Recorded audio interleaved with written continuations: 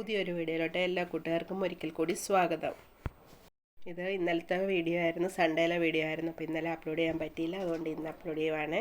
അപ്പോൾ നമ്മുടെ വെജ് ബിരിയാണി അവിടെ റെഡി ആയിട്ടുണ്ട്. ഇത് നോൺ വെജിനുള്ളതാണ്. അതിൻ്റെ മസാല റെഡിയാക്കുവാണ്. അപ്പോൾ കുറച്ച് മട്ടൺ ഉണ്ടായിരുന്നു, അതുകൊണ്ടാണ് ഉണ്ടാക്കുന്നതെന്ന് നോൺ വെജിൻ്റെ ബിരിയാണി. അപ്പോൾ വെജിൻ്റെ ബിരിയാണി ആദ്യം റെഡിയാക്കിയിട്ടുണ്ടായിരുന്നു. ഇത് ചേട്ടനുള്ളതാണ്. അപ്പോൾ അതിനകത്തേക്ക് ലാസ്റ്റ് നമ്മൾ കുറച്ച് നെയ്യൊക്കെ കൂടെ തൂക്കി കൊടുത്തിട്ടുണ്ടായിരുന്നു. അപ്പം നോൺ വെജിൻ്റേത് മട്ടൺ ആയതുകൊണ്ട് മസാല എല്ലാം റെഡിയാക്കി ആദ്യം ഞാൻ കുക്കറി വേവിച്ചിട്ടുണ്ടായിരുന്നു. മട്ടനും മഞ്ഞൾപ്പൊടിയും ഉപ്പും കുരുമുളക് പൊടിയും കൂടി ഇട്ടിട്ട് എന്നിട്ട് മസാല റെഡിയാക്കി എടുത്തിട്ടുണ്ട്. മസാലയ്ക്കകത്തേക്ക് കുറച്ച് നമ്മൾ വറുത്ത് വെച്ച സവാളയും കൂടെ ചേർത്ത് പിന്നെ റൈസും വേവിച്ച് വെച്ചിട്ടുണ്ടായിരുന്നു, അതും കൂടി ഇട്ട് കൊടുത്തിട്ടുണ്ട്.